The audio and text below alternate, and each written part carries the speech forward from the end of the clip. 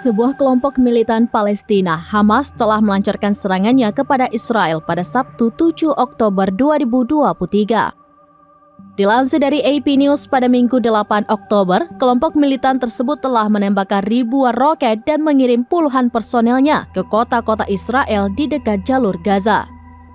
Dalam serangan tersebut, sedikitnya telah menewaskan 250 orang dan 1.500 orang lainnya luka-luka. Lantas, siapa itu Hamas dan apa alasan dibalik serangannya kepada Israel? Mengutip dari BBC, Harakat Al-Muqawamah Al-Islamiyah atau Hamas adalah kelompok militan Islam Palestina yang bermarkas di jalur Gaza yang sudah berdiri sejak tahun 1987. Jalur Gaza merupakan wilayah sepanjang 41 km atau 25 mil dengan lebar 10 km antara Israel, Mesir, dan Laut Mediterania. Jalur Gaza adalah rumah bagi sekitar 2,3 juta orang dan memiliki salah satu kepadatan penduduk tertinggi di dunia.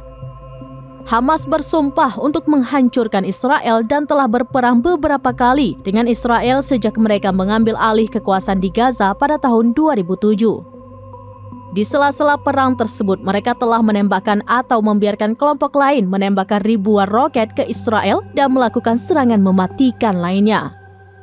Sementara itu, Israel juga telah berulang kali menyerang Hamas dengan serangan udara dan bersama dengan Mesir telah memblokade jalur Gaza sejak tahun 2007 dengan tujuan keamanan. Di sisi lain, kelompok militan Palestina ini juga menentang pendekatan sekuler oleh Organisasi Pembebasan Palestina atau PLO yang mewakili Otoritas Nasional Palestina terhadap konflik Israel-Palestina.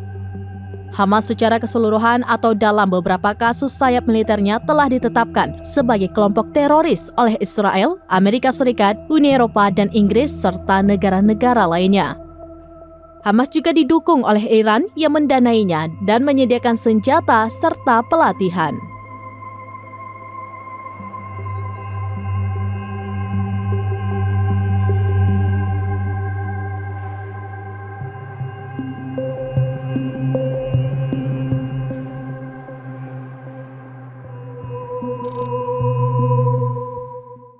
Download Tribun X sekarang, menghadirkan lokal menjadi Indonesia.